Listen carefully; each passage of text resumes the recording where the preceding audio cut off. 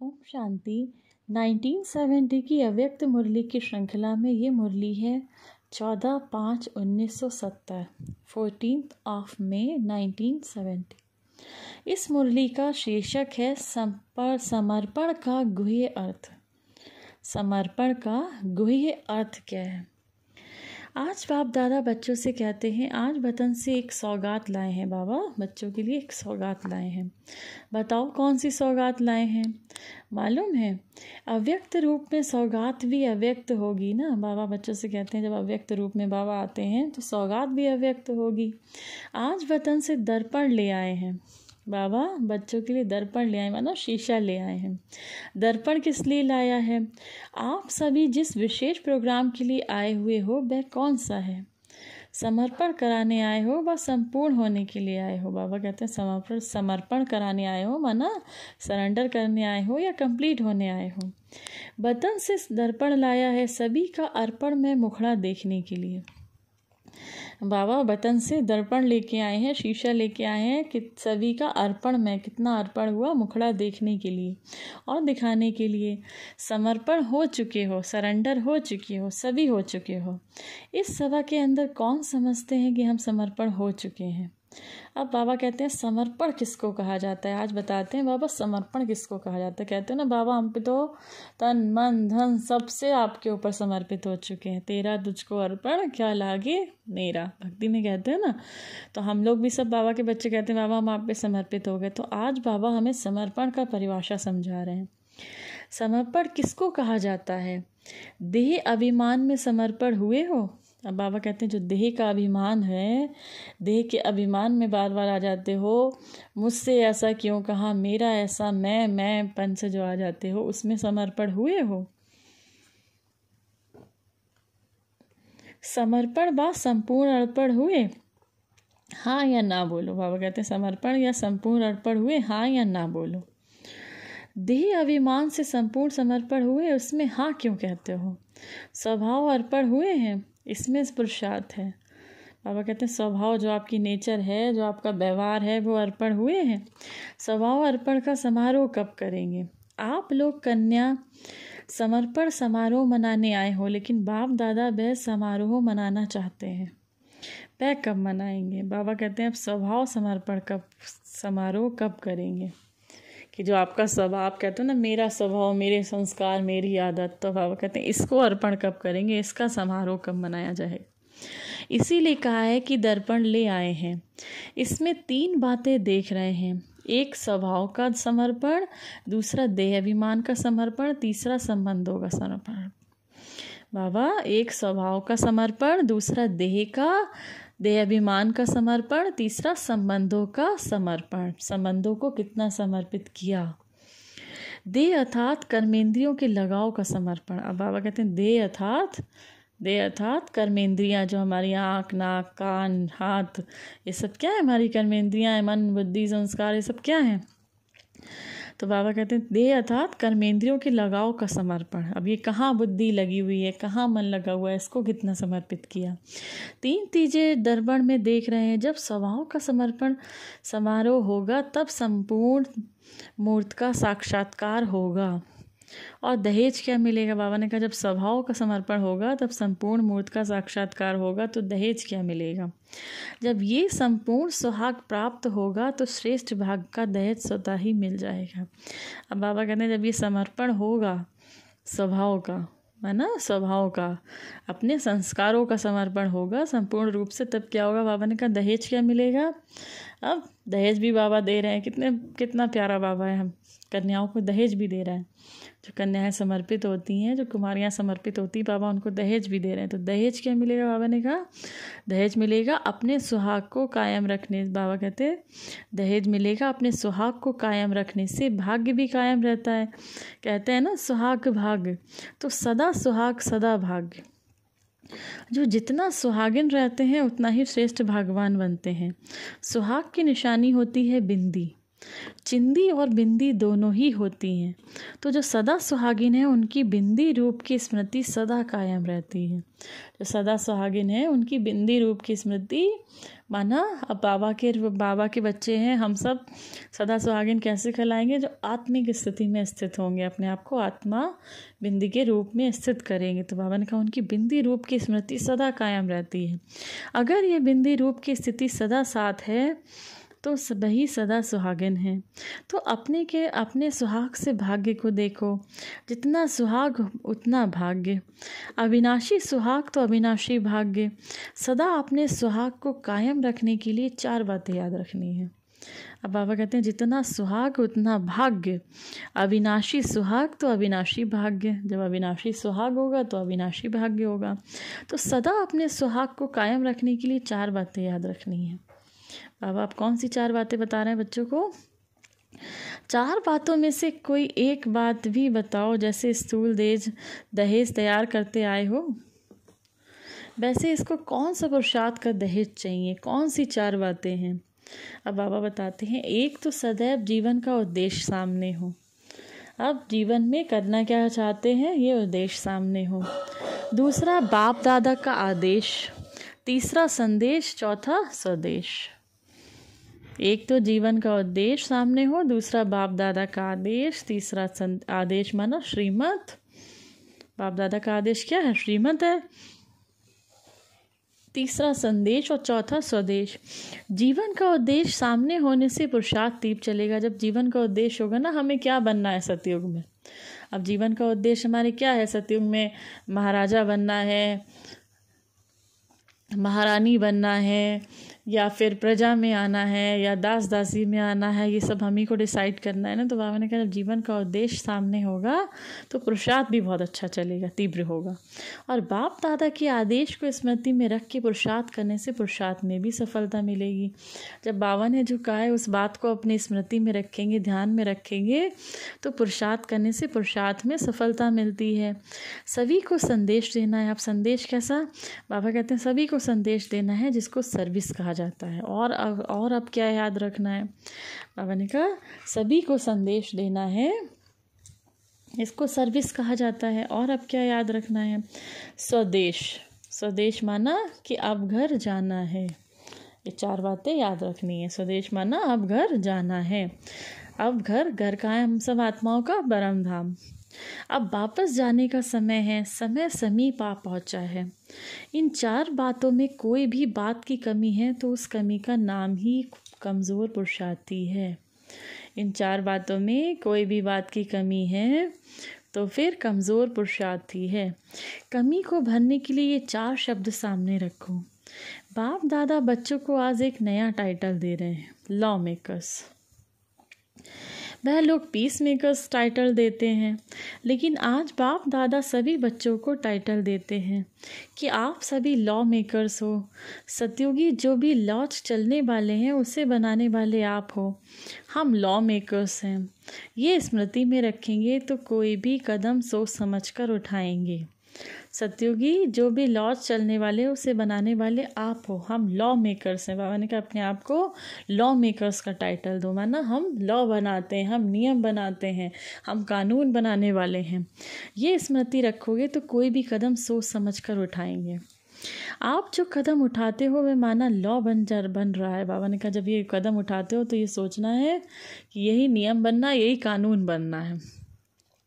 जैसे जस्टिस व chief justice होते हैं, वह जो भी बात फाइनल करते हैं वह लॉ बन जाता है, वो कानून बन जाता है, नियम बन जाता है। तो यहाँ भी सभी जस्टिस बैठे हुए हैं। बाबा अपने सब बच्चों को आज जस्टिस के रूप में देख रहे हैं। तो बाबा कहते हैं यहाँ भी सभी जस्टिस बैठे हुए हैं, लॉ मेकर्स हो। इसीलिए ऐसा कोई भी कार्य नहीं करना, जब है ही लॉ मेकर्स तो संकल्प आप करेंगे। जो कदम आप उठाएंगे आपको देख सारा विश्व फॉलो करेगा। आप लोगों की प्रजा अभी सभी को फॉलो करेगी। तो ऐसे अपने को समझ फिर हर कर्म करो। इसमें भी नंबर होते हैं, लेकिन हैं तो सभी लॉ मेकर्स। आज बाप दादा इस सभा को देखकर हर्षित हो रहे थे। कितने लॉ मेकर्स इकट्ठे हुए हैं। ऐसे अपने को समझकर चलते हो। इतनी बड़ी जिम्मेदारी समझकर चलने से फिर छोटी छोटी बातें स्वतः ही ख़त्म हो जाती हैं। बाबा कहते हैं अपने आप को ऐसा समझ के चलना है हम लॉ मेकर्स हैं। तो जब इतनी बड़ी जिम्मेदारी समझ कर चलते हो तो छोटी छोटी जिम्मेदारी, छोटी छोटी बातें स्वतः ही ख़त्म हो जाती हैं, है ना। स्लोगन भी है, जो कर मैं करूँगा मुझे देख कर सभी करेंगे। तो बाबा कहते हैं स्लोगन भी है, जो कर मैं करूँगा मुझे देख कर सभी करेंगे। ये स्लोगन सदैव याद रखेंगे तभी कार्य ठीक कर सकेंगे। जब ये स्लोगन याद रखेंगे ठीक से, मैं जो करूँगा मुझे देख कर सभी करेंगे, तो बाबा ने कहा कि तभी सब कार्य ठीक से कर सकेंगे।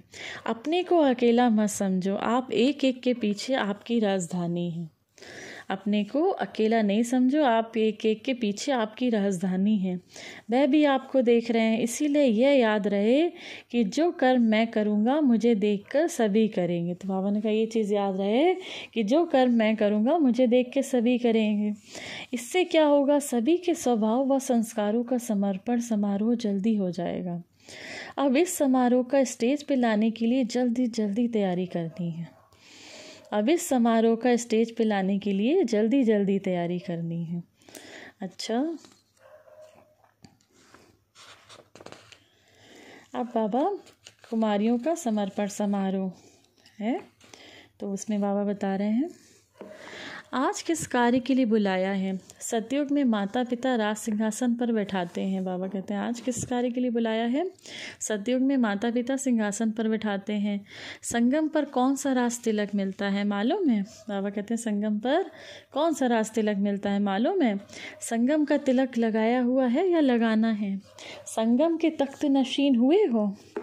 सर्विस की जिम्मेदारी का ताज है, तख्त कौन सा है। बाबा पूछते हैं संगम के तख्त नशीन होने के बाद ही सतयुग के तख्त नशीन होंगे। जो संगम पे तख्त नशीन होंगे, बाबा के दिल पे दिल तख्त नशीन होंगे, माना बाबा के दिल पे राज करेंगे, वही तो सतयुग में तख्त नशीन होंगे। सर्व गहनों से श्रृंगार कर लिया या भी कर रहे हो। इस घड़ी गहनों से सजे हुए हो। संगम युग से ही ये सभी रस्म रिवाज आरंभ हो रही है, क्योंकि संगम युग है सर्व बातों का बीज डालने का समय। जैसे बीज बोने का समय होता है ना, वैसे हर दैवी रस्म बीज डालने का ये संगम युग है। बीज रूप द्वारा सर्व बातों का बीज पड़ता है। उस बीज रूप के साथ साथ आप सभी भी बीज डालने की मदद करना। आज के दिवस ऐसे ही साधारण फंक्शन नहीं हो रहा है, लेकिन सुनाया था ना कि आप सभी लॉ मेकर्स हो। बाबा कहते हैं जो साधारण फंक्शन नहीं हो रहा है, जो कुमारियों का समर्पण समारोह है, साधारण फंक्शन नहीं। बाबा ने कहा आप सभी लॉ मेकर्स हो। ये रीति रस्म का बीज डालने का दिवस है। इतना नशा है, इसकी सारी रस्म ब्राह्मणों द्वारा होती है। कितना बड़ा कार्य करने के निमित्त हो। बाबा कहते हैं कितना बड़ा कार्य करने के आप सब निमित्त हो, विश्व को पलटाने के। कितने समय में विश्व को पलटेंगे, अपने को कितने समय में तैयार करेंगे। बाबा पूछ रहे हैं कितने समय में, कितना बड़े कार्य के निमित्त बने हो, कितनी बड़ी जिम्मेदारी है विश्व को पलटाने की। तो कितने समय में विश्व को पलटेंगे, अपने को कितने समय में तैयार करेंगे। एवर रेडी हो। आज सभी अपने को किस रूप में अनुभव कर रहे हो, किस रूप में बैठे हो। जैसा दिन वैसे रूप होता है ना। यह संगम की दरबार सतयुग की दरबार से भी ऊंची है। आज सभी अपने को सर्व श्रृंगार से सजे हुए देख रहे हो या सिर्फ इन्हीं को ही देख रहे हो। बाबा कहते हैं आप सभी अपने को सर्व श्रृंगारों से सजे हुए देख रहे हो। आप एक एक के संगम युग के श्रृंगार सारी सतयुगी श्रृंगार से भी श्रेष्ठ हैं। जो संगम युग का श्रृंगार कौन सा है, हमें सभी गुणों का श्रृंगार, अष्ट शक्तियों का श्रृंगार। तो बाबा कहते हैं जो आप एक एक संगम युग का श्रृंगार हैं, वो सारी सतयुगी श्रृंगार से भी श्रेष्ठ हैं। तो बाप दादा सभी श्रृंगारी हुई मूर्तियों को देख रहे हैं। बाबा अपनी सजी हुई मूर्तियों को देख रहे हैं, बच्चों को। सतयुगी ताज, इस ताज के आगे कुछ भी नहीं है। जो ताज बाबा इस समय हम सभी बच्चों को पहनाते हैं, तो बाबा कहते हैं सतयुगी ताज उसके सामने कुछ नहीं है। संगम का ताज पड़ा हुआ है। ये ताज और तख्त सदैव कायम रहे, इसके लिए क्या प्रयत्न करेंगे। इसके लिए 3 बातें याद रखनी है। बाबा कहते हैं 3 बातें याद रखनी है। ये ताज और तख्त सदैव कायम रहे, उसके लिए क्या प्रयत्न करेंगे? इसके लिए 3 बातें याद रखनी है। ये जो स्वयंवर का समारोह होता है, ताजपोशी में भी जो रीति रस्म होती है, वह सभी यहाँ संगम पर ही किसी न किसी रूप में होती हैं। मालूम है आज की दुनिया में क्या रीति रस्म है? कितने प्रकारों की रस्में हैं। एक ब्राह्मण द्वारा होती है, दूसरा कोर्ट द्वारा, तीसरा मंदिर द्वारा, गुरुओं द्वारा। इन तीनों रस्मों का किसी न किसी रूप में यहाँ बीच पड़ता है।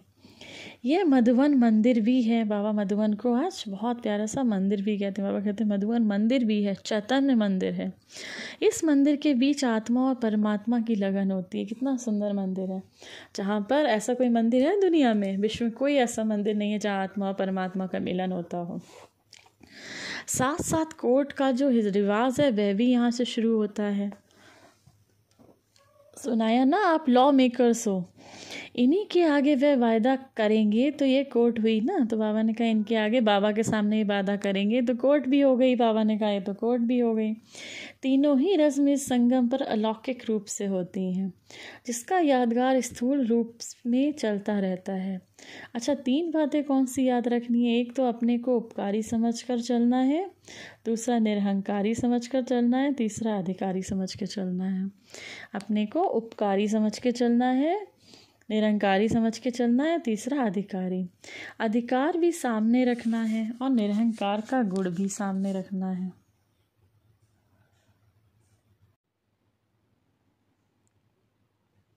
अधिकार भी सामने रखना है और निरंकार का गुण भी सामने रखना है और उपकार करने का कर्तव्य भी सामने रखना है।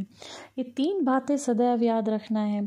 कितना भी कोई अपकारी हो लेकिन अपनी दृष्टि और वृत्ति उपकारी हो। बाबा ने कहा कितना भी अपकारी हो, माना कैसा भी कोई व्यक्ति सामने आए लेकिन आपकी दृष्टि और वृत्ति उपकारी हो, माना उपकार करने वाले दयालु वृत्ति हो आपकी, आप दया के भाव से देखो उसको।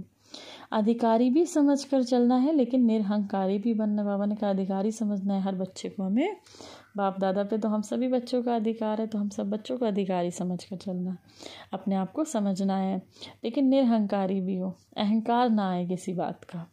जितना अधिकारी उतना निरहंकारी। अब ये ताज और तख्त सदैव कायम रहेगा, समझा? बाबा कहते हैं ये ताज और तख्त सदैव कायम रहेगा, समझा? अच्छा, ये थी हमारे मीठे मीठे प्यारे प्यारे बाबा की बहुत सुंदर मुरली 14/5/1970 की। बाबा इसमें बहुत प्यारी जो समर्पण की कौन सी गुए रहस्य हैं वो बाबा बता रहे हैं कि समर्पण कैसे, किसको कहते हैं। समर्पण माना आपके स्वभाव का भी समर्पण हो चुका हो। अब बातें किन किन चीज़ों का?